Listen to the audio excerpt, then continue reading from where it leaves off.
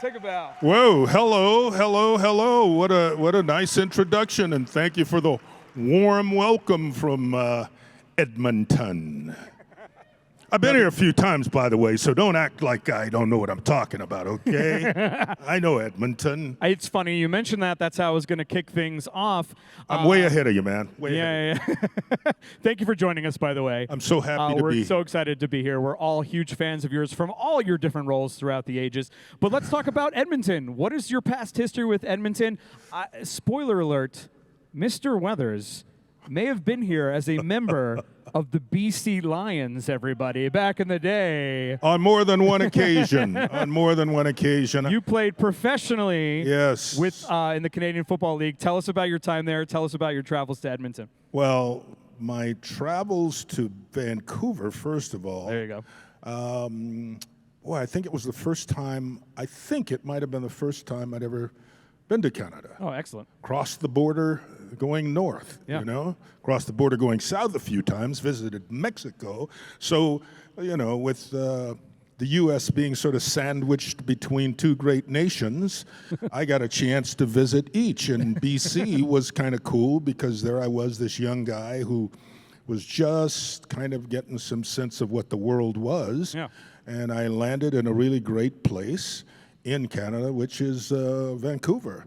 And of course, over the time with the BC Lions, I got to see more and more of Canada. And then I came to Canada and worked in movies, of course. Of course. Worked in Alberta, of all places, Banff. Yep. What Calgary. a horrible place to land for a couple of months, you know?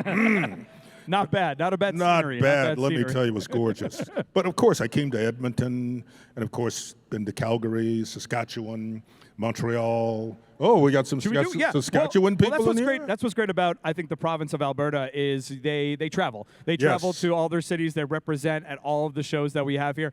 Let's do a little quick shout out here. Yes. Saskatchewan. Yeah, there we go. Oh, they're all sitting over here. You separated them from everybody else. They don't get to sit on the floor. They can't sit on the have floor. To sit up in the. How about our Calgarians? We got Calgarians in the house. All right, Okay. Where are my local Edmontonians? Is that, Whoa! Wait a minute now. Here's the thing I noticed, because I'm an observant kind of guy. Uh-oh. We got one group pushed way over here, Saskatchewan. We got Calgary way in the back. And Edmonton said, we got the seats up front. So they just took it over.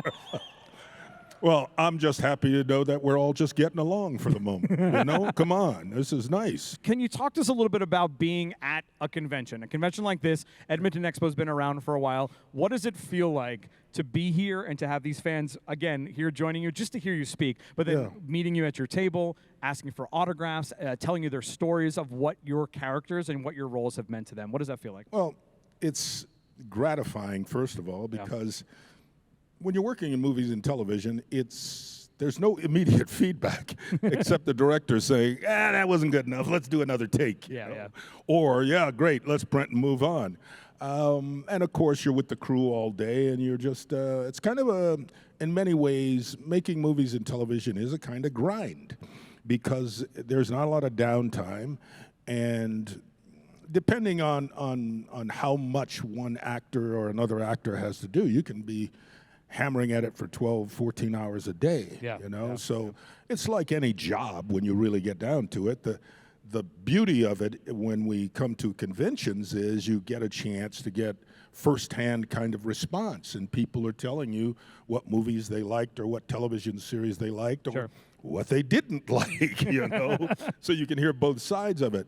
But for me, it's been really, really gratifying, and I've been fortunate over the years to work in a lot of movies and television that people really have enjoyed, and that I've got like 3, sometimes 4 generations, you know, who, my dad introduced this to me, or my grandpa introduced this to me, or I introduced it to my child, and blah, blah, blah, you know.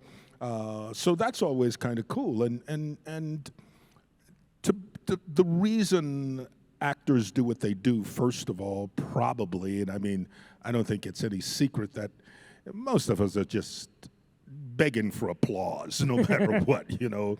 We love Harry. Oh, look at that. Talk about a manipulator. But no, I think that's most human beings. Nobody wants to hear you say, "Oh, you suck." What people want you to say is, "God, you're great." You know that we all want that, and we all want feedback that's positive feedback. So when you do a job, you know, the last thing you want is to have your boss or the person who you're working for, essentially, which is the audience, to come up to you and say, "Give me my money back. You stunk." You know, or that movie stunk. So it's great to be in front of people and to get to interact. Do you have any? You mentioned, I think one of the key things you said there was the generational fan. Yeah. I think that's huge, and that's what Comic-Cons are all about, right? And expos is nerds and geeks and fans and fathers and mothers and introducing it to their kids. Is that the most memorable thing that you see as fans walk up to your booth, or do you have any other interactions that really stick out to you? You know, there's nothing in particular. It's just the challenge of these events is that every person who comes up, unless you've seen them before, this is their first interaction. Yeah, I love that. I love that. So there's that beauty of it. But there's 1,000 other people that this is their first interaction also. Yeah. So the same question may be asked 999 times, you know. And as you're talking and answering and interacting, I want to give you as much of my attention as I can at that time. There is something called fatigue after a while, though. And so, you know, how do I answer this question this time and give this person the response that I gave to the 900 people before, you know, and give them the sense that, yeah, hey, I appreciate you as much as, you know, you appreciate what I did.